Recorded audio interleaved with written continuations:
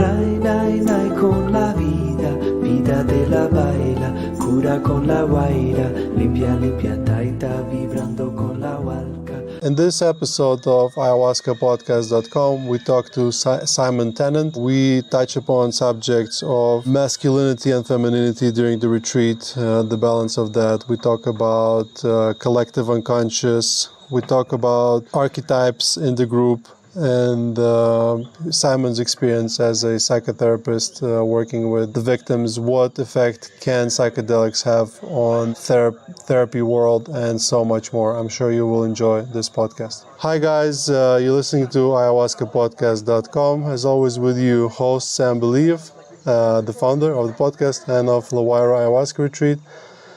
Today we're joined by Simon. Simon has just spent 18 days here with us at Lowaira and had a very interesting experience. Simon is a psychotherapist. Yeah. He is a tango dancer, horse rider. He's so many things. He's one of those the most interesting people you've ever met kind of guy. So I'm Simon. Welcome to the podcast. It's a pleasure to be here. Thanks, Sam. So, first of all, Simon, tell us a little bit about yourself and how did you end up finding about ayahuasca?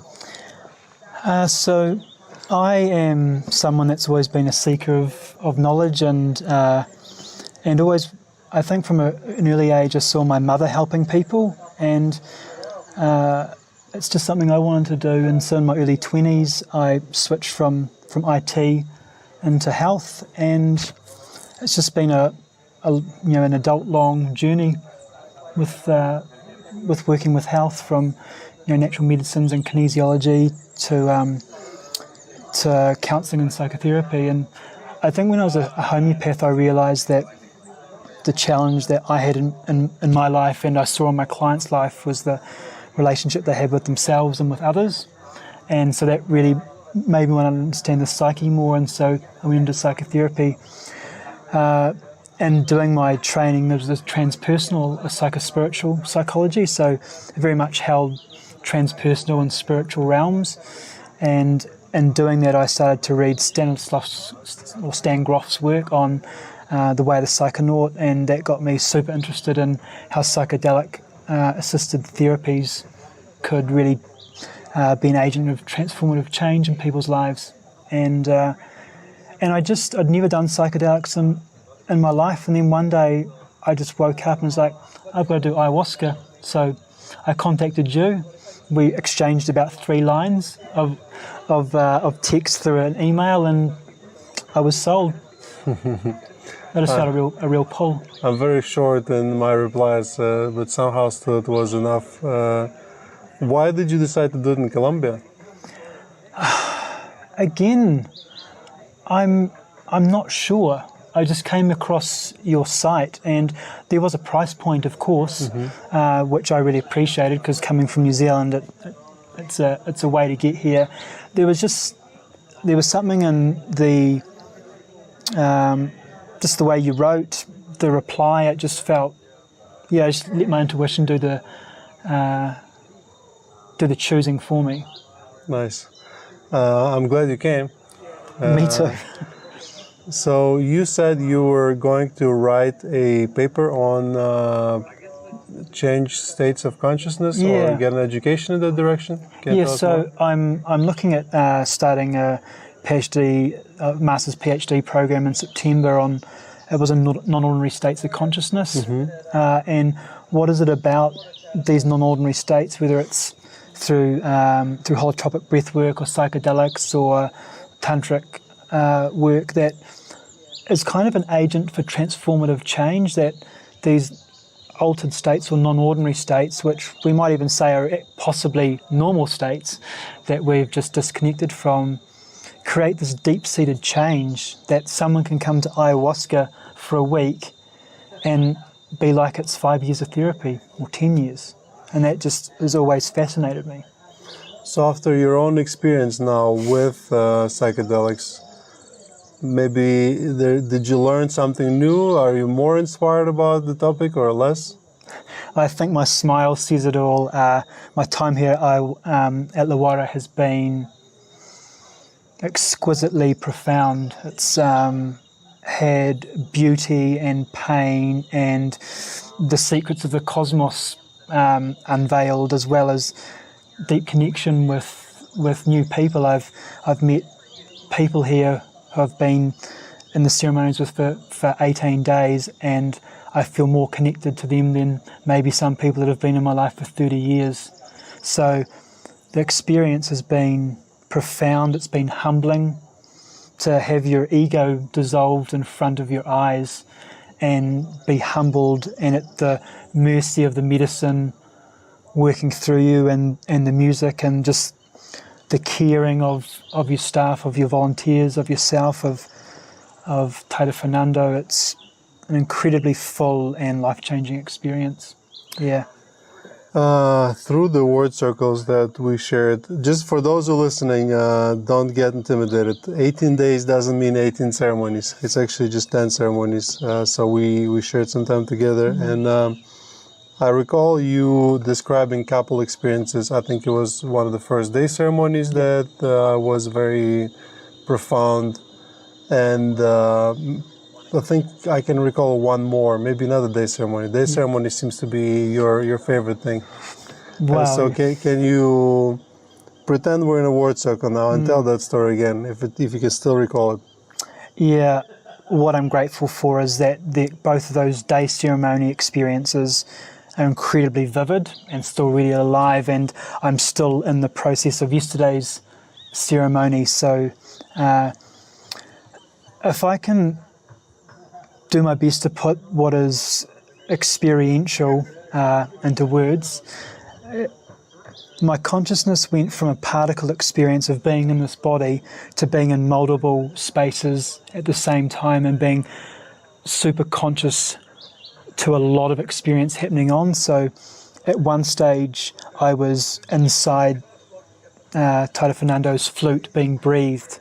I was also the inside of the drum being beaten at the same time, as well as like the networks of relationships that form the fabric of reality forming in front of me, being inside it but also seeing it from a distance at the same time.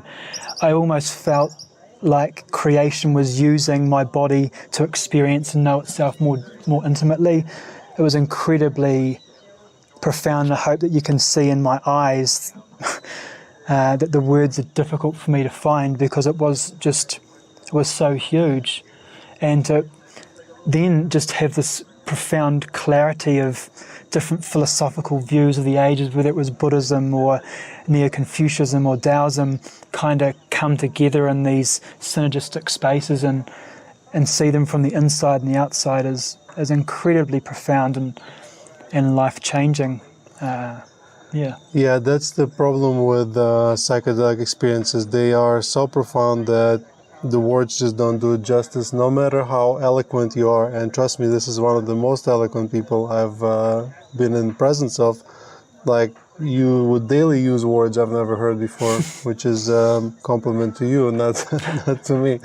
But it's words is not enough.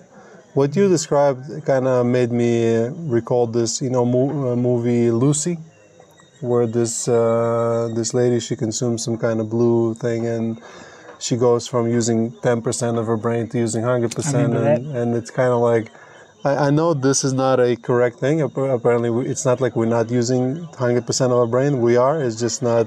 But it does feel like your consciousness went to like super consciousness mode, where you could be so much more conscious, meaning you could experience more at the same amount of time, which is fascinating. So I don't know, maybe you have a theory behind it. Yeah, I'm fascinated too, because in the word circle, people were reflecting back to me that they felt me also in their experiences and their journeys. So that field experience of consciousness, when we go from body to the field, allows our consciousness to be in these multiple states at one time, but also feeling inner peace and like a solid lightness and centeredness is what I noticed. So while it was an incredibly full experience, it was also incredibly peaceful. Look, there's lots of different philosophies that would try to bring understanding to that. But one of the ways I look at it is fundamentally we're networks of relationships. If we were to take a camera and go inside an electron, we wouldn't video anything. It's a condensation of energy that has spin, and these, as Fitjof Capra would say in his book, Systems View of Life, this network of relationships is kind of like this fundamental fabric of reality, and depending on your magnification, it would be like a cartoonist scribbling, and when you zoom back, he's drawn a person's face, but when you zoom right in, there's these kind of scribbled fractals. You don't see the face, you see the intricacies of how that face is made up. I hope that brings some light to that. It's a difficult thing to express and put into words. I'm still finding the words myself. You describe like interpersonal relationships, and obviously there is a group dynamic that happens during the retreat when it becomes obvious that we are pretty much connected, and there is processes that sometimes are being experienced by several people at the same time. You mentioned something about Carl Jung and his what's the unconscious? Unconscious process, and like group unconscious or collective unconscious. Yeah. So what have you observed about that? Like, or maybe you have some smart words about the topic. I really like Jung. I love the way in which he was a real avatar in searching new lands, and I think one of the things I said there is that when we don't take up the invitation to journey into the underworld of our inner world, then all that's unresolved in there, and it's like a heroic journey to go into that underworld, and that heroic journey is in so many of our different cultural motifs and myths, from Greeks to Aztecs to wherever you want to look. When we don't take up that opportunity, that gets projected to the outer world, and our outer world becomes an underworld, and then we live in the projections of others' underworlds, and that's what we live in today, is this underworld of unresolved trauma, of isolation, of fear, and it's incredibly restricting to people. But in the group dynamic, what we notice is that in the sharing circles, when people allow themselves to be seen, and they allow themselves to be vulnerable, and that's held in a loving and kind space by the team, yourself, and by the rest of us, we allow ourselves to be found in the world. We allow that vulnerability that's inherently there, and something we've locked away for so long, because it's usually the place in which we got hurt in the first place.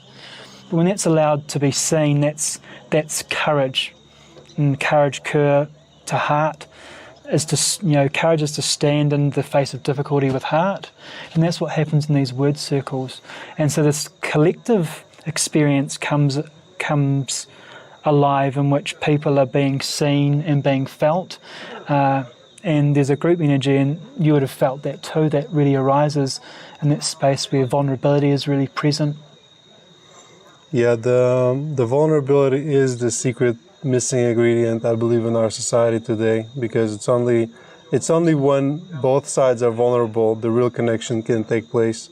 And I think this is what the culture we try and create here at Lawira, and also the medicine aids in that eventually the masks fall off, and two real people can then start to interact and have a beautiful healing journey together, because people can heal people, but there needs to be a connection. So you heal people, you work with people, you work with sexual abuse victims, if I'm not mistaken, as a psychotherapist. Would you bring them to ayahuasca? I actually have been philosophizing and doing some pondering on sexual trauma and how I feel like ayahuasca, of any of the plant-based medicines I've had a look into, not that I've experienced, I want to make that very clear, I've only ever experienced ayahuasca, is that sexual abuse is forced upon people. It's forced in and onto the body, and with force and with violence. And there is something about the embodied felt experience of ayahuasca. Like, ayahuasca is not just a pretty colours and pretty pictures experience. It's a profoundly embodying felt experience. And I hope that you can feel what I'm saying by this, that it's, for me, it was very embodied. And so because it's embodied, ayahuasca, through its purgative experience, through vomiting or through pooing, through bottom evacuating, has a lot of force in it. I can speak to experience with that. That force almost matches the force that the trauma was taken into the body, and the force of ayahuasca allows it to be forced out of the body. Trauma is stored fragmentally in the body, and so no amount of just talking about it is going to get out. There's no free lunch with it, is what I like to see. It needs to be felt. And I feel that ayahuasca provides a wonderful container and method for that trauma to come out. And because what you do here at Lawaira, with the word circles, the community that's here, with Taita Fernando, the music, there's a beautiful coming together of the feminine and the masculine, the feminine of ayahuasca, the opening and the depth of the feminine, the nurturing, but also the holding. And then you've got this kind of gentle, penetrative energy of the masculine coming in and almost infusing that in more with the music. And I feel that for sexual trauma is also incredibly important. Yeah, in our previous podcast, you met Ashley. She talks about her trauma with men and how here at this space, because she could see so many men being vulnerable and she could also feel being healed by men, it really helped her to overcome, or at least progress with that trauma and feel better about men in general. A tricky question, as a psychotherapist, and a lot of psychotherapists, they spend years and years working with people, trying to get some results, and sometimes it's not really that effective. On the one side, I can see some psychotherapists getting very excited about that they can finally speed up the process or finally see the visible change, get this dopamine boost. Like, here I am, and here's this person, here's him, before and after, kind of like we get here. It's a really quick result. But I'm sure there are some that are questioning it, and they think, like, what if this is 10 years of money being made, what if I can do it in 1 week all of a sudden?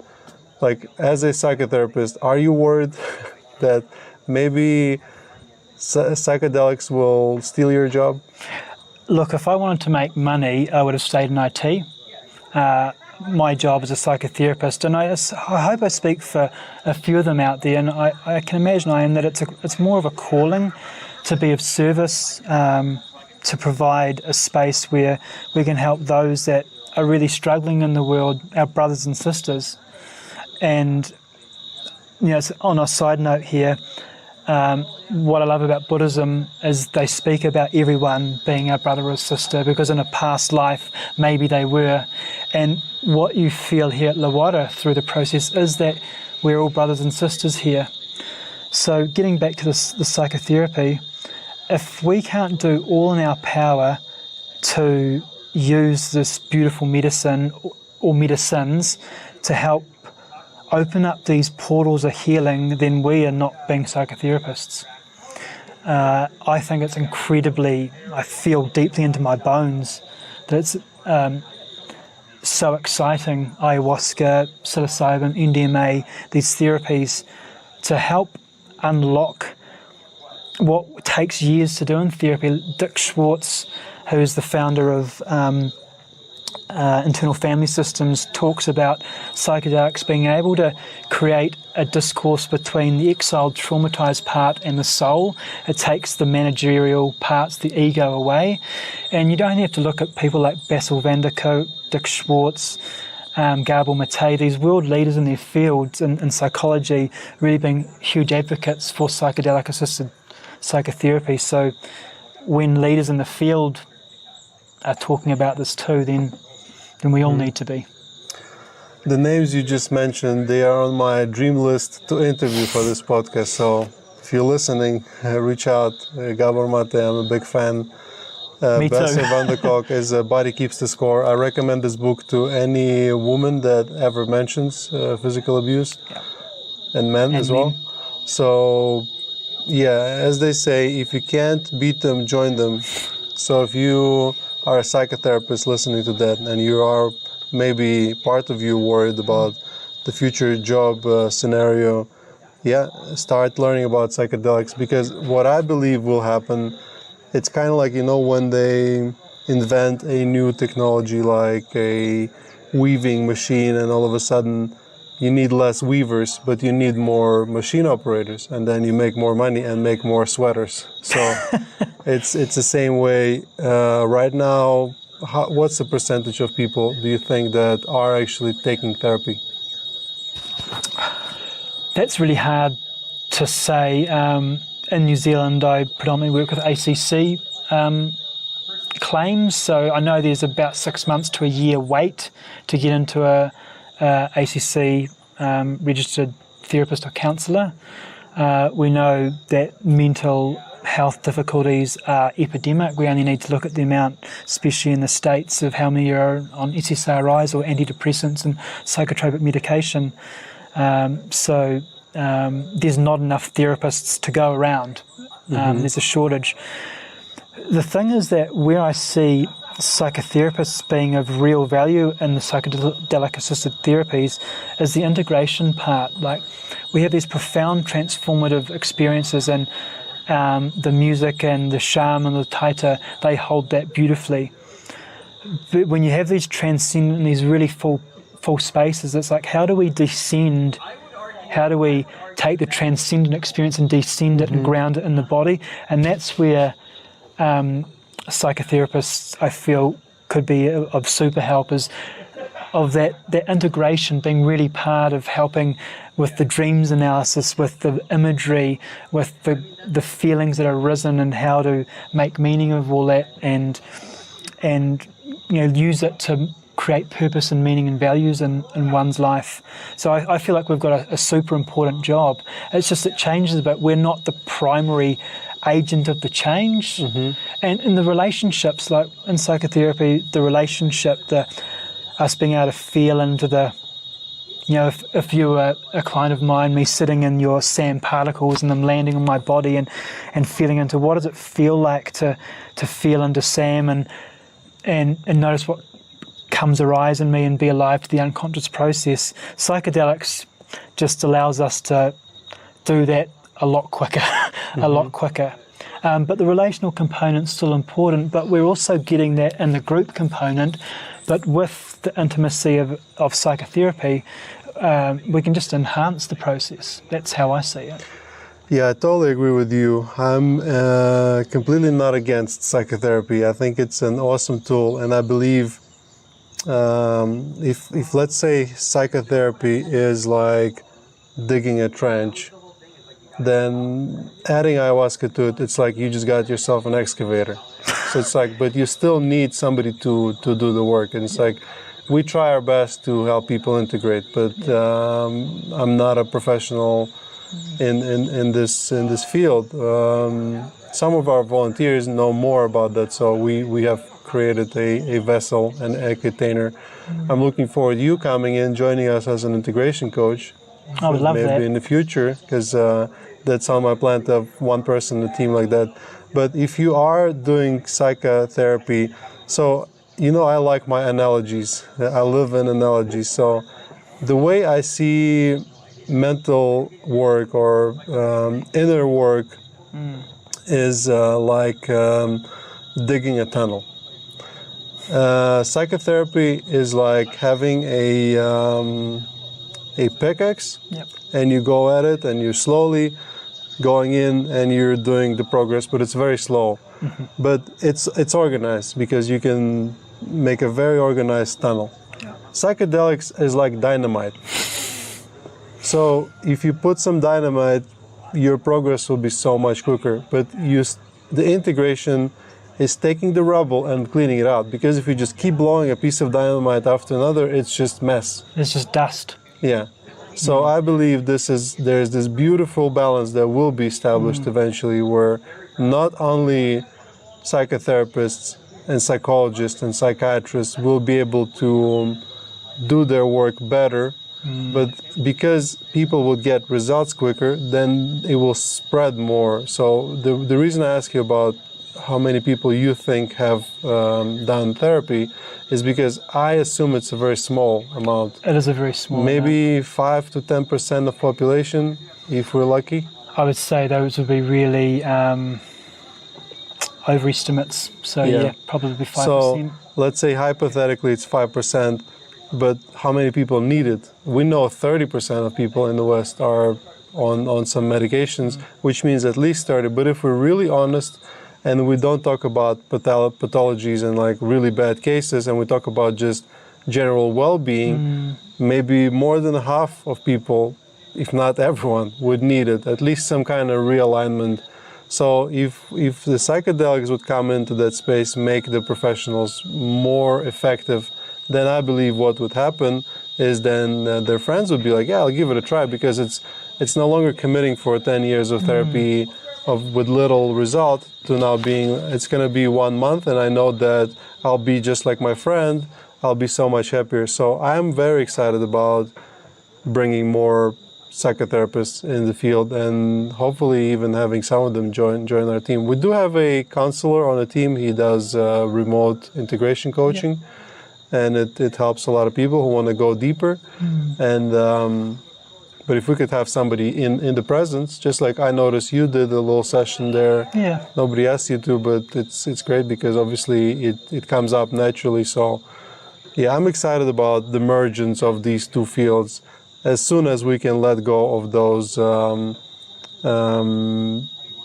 would you say? Constructs and also fears, because the thing that I mentioned about therapists, I'm sure it comes to mind, and some people are like, I'm not sure about it, because like when self-interest is involved, it's a little tricky, and it's.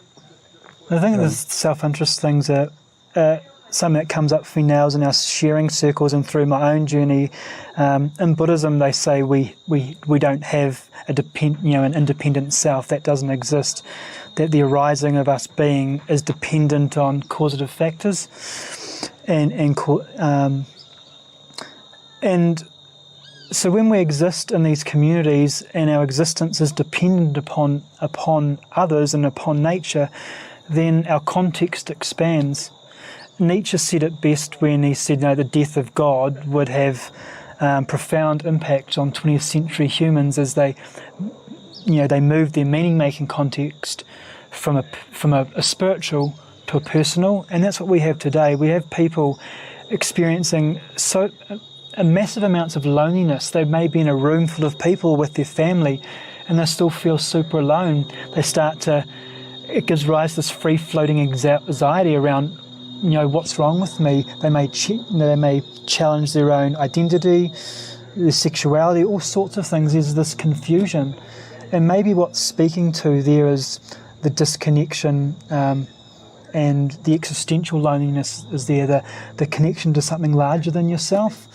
And it's paradoxical because we see those connections to something larger than ourselves, and war veterans that have been part of a platoon and they would die for their brothers. We see it in Buddhists that get the joy and the suffering of being there and helping the suffering of others. And so something like ayahuasca also brings in those other transpersonal contexts of finding your place in the cosmos, finding your place with people, and having something that's greater than yourself. And I feel that's a super important part of this process here. Yeah, I'm very passionate about this topic of like loneliness because I think that it's a big problem right now.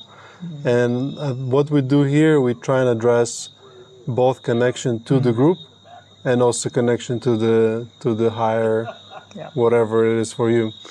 And basically, this is why people are so full and so connected when they live here, because they felt what they haven't felt for a long time. But to a larger extent, in the future, as you know, and some listeners might have already heard about it, our plan is to create a community, and maybe even several. But the idea is you can come, and how therapeutic is just a night by the fire with the hot drink and good deep conversation, like ayahuasca aside. Oh, my smile, like it's enlivening, it's enriching, it's soul food. And every night here has been that. The journeying on ayahuasca has been profound, and as profound has been the rich connections and the sharing.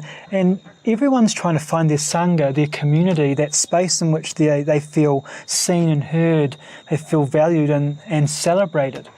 And here what's happening is not just a celebration of people, but a celebration of life, realizing that our space in humanity at the moment is facing difficulty where there's isolation, disconnection, dissociation. And these spaces here, what you're creating here, these seeds of healing and of celebration of life unfolding in each moment is beautiful and healing and rich and just, I think I used the word stupidly delicious. And it's just been such a privilege to come here. That's a good word. That's a good word, stupidlicious. Regarding the group work, I know you're a fan of Jung, and so you might know something about the archetypes. I have noticed that in the past our groups were smaller, 10 to 15 people in the very beginning. And I noticed that when we went to 20, 25 group size, the word circles and the lessons from the word circles became richer. So it almost felt like it was enhanced, which surprised me because a lot of people were worried about larger groups because they thought it's going to be less connection because there's more people. And it went the opposite way. Do you think there's something about those like having certain amount of certain archetypes, or what do you think about that phenomena? Yeah, what comes to mind for me there is intimacy, into me see. We can have intimacy one-on-one or in small groups, or in our group 24 people. So the intimacy is like, how willing am I to see into other, and how willing am I to allow them to see into me? So when you've got a bit bigger group here, we don't want to say too huge a group, but you go from 15 to 20 or 24, you've got more people seeing into you. You're being seen more, so the vulnerability's more. We do have these archetypes, whether it's the warrior or the wounded healer, and a lot of people that would come here would possibly be wounded healers, just like us psychotherapists, wounded healers. I think all these archetypes, they emerge in groups. An archetype, a good way to look at that is kind of like a patterning function. They pattern the space. They, create a way of things to form. And when you've got more archetypes in a space, then you've got more inclusion. You've got the capacity and let me find the word here. You've got the potential for greater emergence because you've got more included in it. So I think that can reach a critical space if it's not held well enough. It doesn't surprise me that going from 15 to 24 is yielding better results, more richness.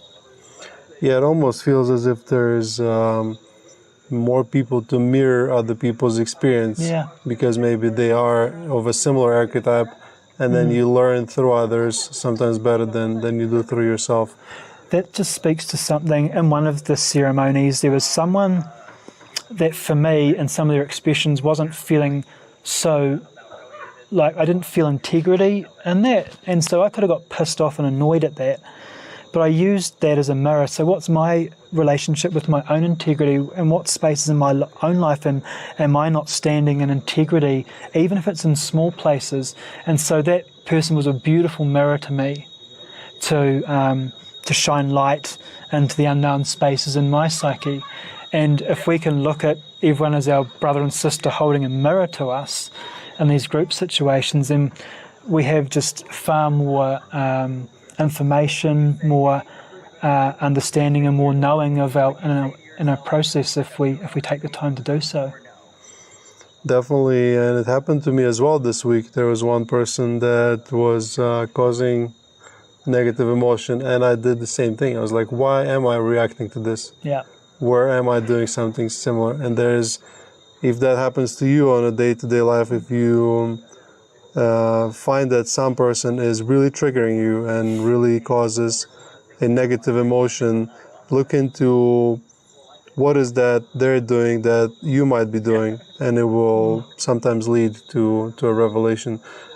Before starting to work at this field of psychedelics, when I was doing my soul searching and switching from engineering, I did a life coaching course, and I did it thoroughly. Actually, I did part of it in this hammock right behind us. It was years ago. Wow. I have then tried to implement that on some friends of mine. And there was a friend of mine that I practiced a coaching session with him, and I was looking for a breakthrough, and he said he was really annoyed when people were spending too much time on their phones.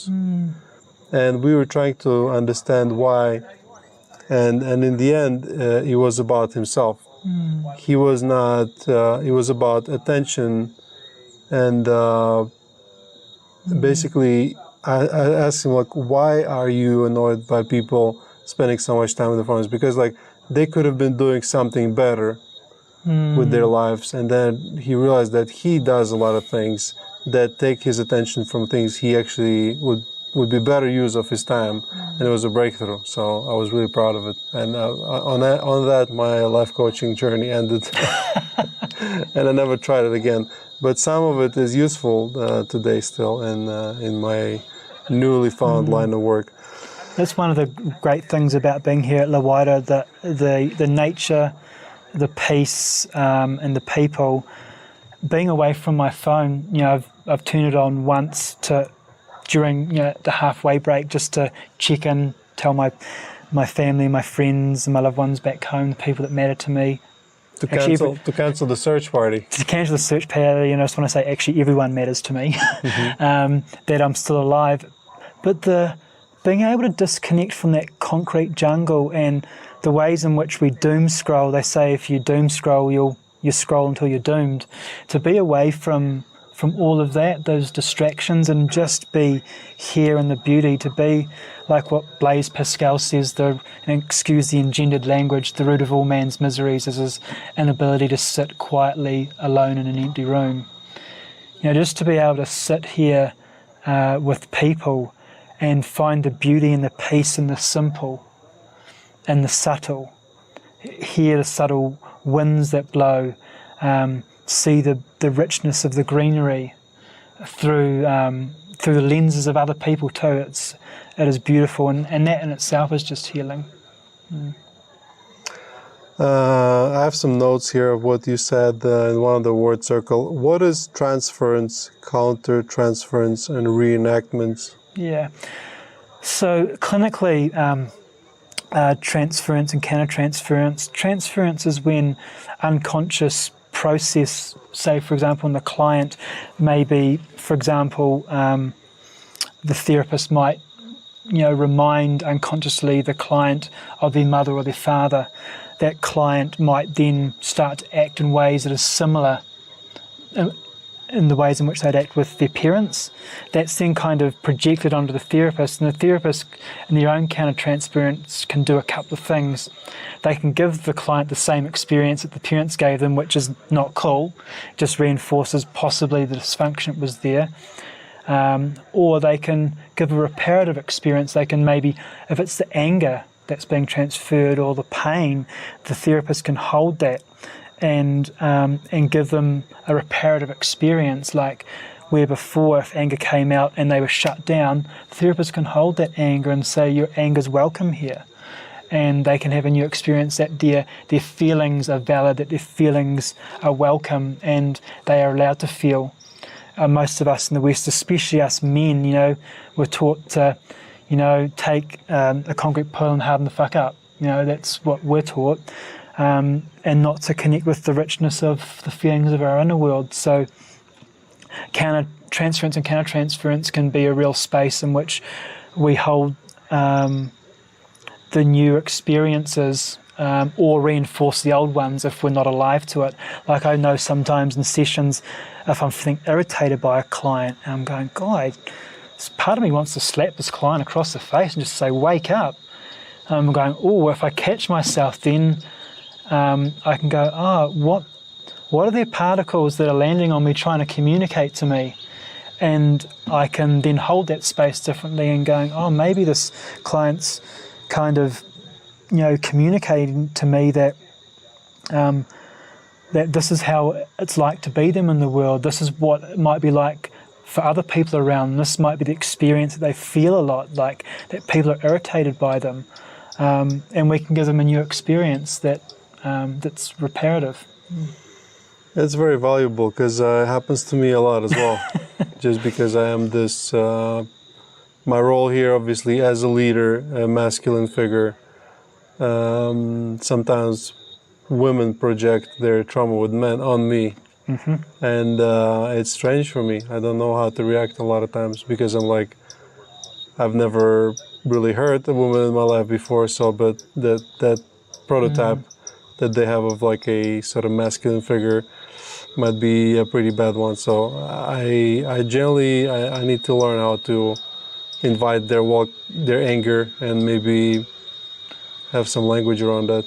Well, maybe there's some ways you're already doing that through your music when they've projected that on you, and then you open with your beautiful voice and your music, and they can see the softness, the kindness, the love that this man is holding, even though unconsciously they've been projecting this, this fear, really what it is, this fear and hurt upon you, that in some ways you may already be doing that. But to be alive, and we get alive to that process by being in our body, and if we're noticing that in that irritation or even a desire to be close to, in both ways, it's just really valuable information around what's this person trying to tell me in between their words.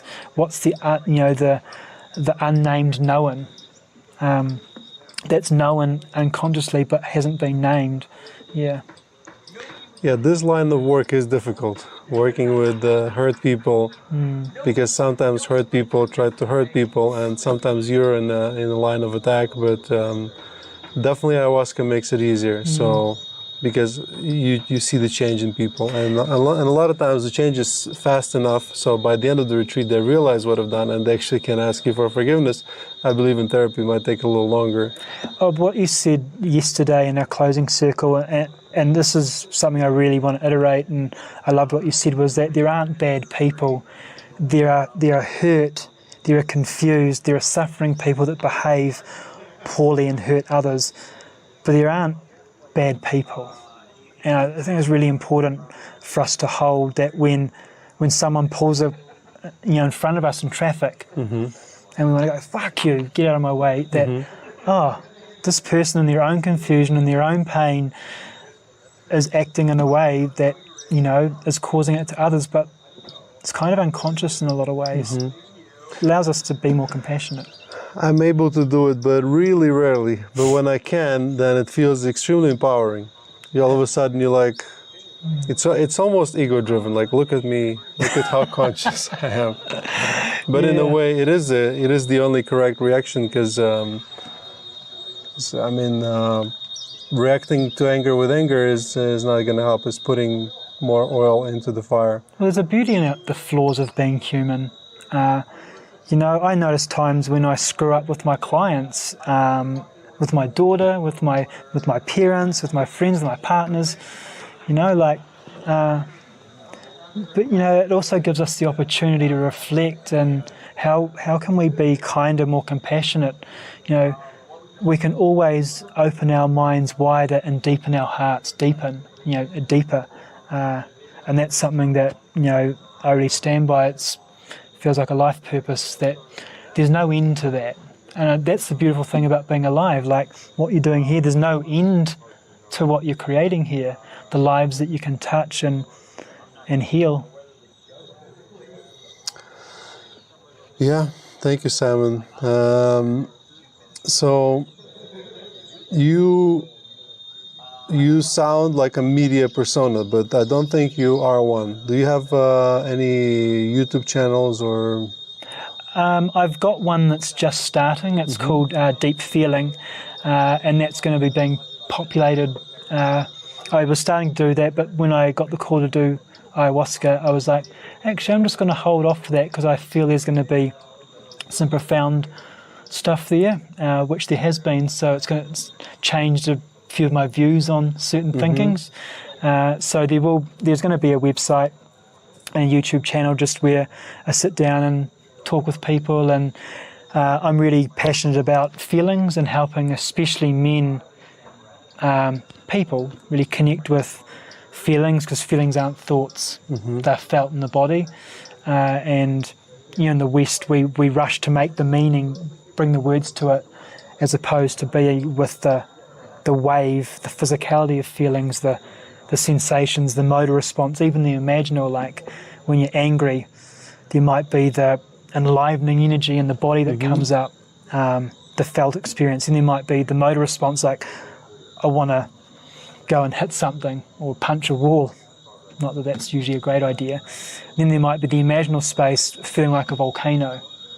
We often bypass all of that, so I really want to help people to connect with feelings more, and also find their inner home, that space that people were speaking about when they were sharing that they found love for themselves for the first time. And maybe what they're speaking to is they found love to something greater than themselves as well. So that's the kind of space that I'm wanting to become more alive to and talk about more through a YouTube channel and a website. Well, let's assume by the time listeners listen to that, the website is up and the channel is up. What are the channel is Deep Feelings? Deep.feeling. That's just the YouTube channel, and then deepfeeling.nz is going to be the website. Yeah. Okay. We'll try and add that to the show notes as well. So, Simon, it was amazing speaking to you, very fascinating. I'm extremely proud of you and anyone who does an 18-day retreats, because it is a hard work. Lots of it is beautiful, but don't be confused. It does require a lot of work, just like all good things in life. So, Simon, thank you so much for the conversation, the lessons. I'm sure people will enjoy it a lot. Thank you, Sam. I just want to hand on heart here and just say my profound gratitude for what you've created here, the people that you've got involved, the vision, and just the beautiful healing space that's been here. 18 days is no walk in the park. It is not full of rainbows and unicorns sometimes, but it's also filled with depth and breadth and width. So I'm super grateful, and this has changed. One of my friends, I'm very close to, she said, I look really forward to seeing what rearrangement of atoms Simon comes back as. And so the rearrangement that's happened here is not just happening in this lifetime, but the lifetimes to come. So thank you. Thank you, Simon. Guys, you have been listening to ayahuascapodcast.com. As always, your host, Sam Believ, and we've been joined today by Simon. What's your surname? Tennant. Simon Tennant. Please give a like to this podcast on whatever podcasting platform you're listening to this, and follow us or subscribe to us on that same platform as well. Leave us a review. It really helps us. The world deserves to know about ayahuasca, about plant medicines, about conscious use of plant medicines, and the psychedelic renaissance that's happening. Thank you for listening. Trae con la vida, vida de la baila, cura con la guaira, limpia, limpia, taita, vibrando.